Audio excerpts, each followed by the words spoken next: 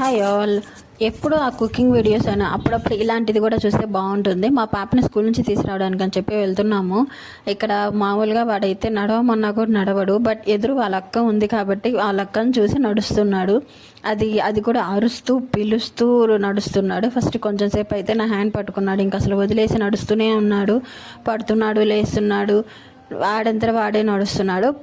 కొంచెం అప్పుడప్పుడు ఇలాంటివి కూడా బాగుంటుంది కదా, అందుకే అయితే ఈ వీడియో అయితే షేర్ చేస్తున్నాను.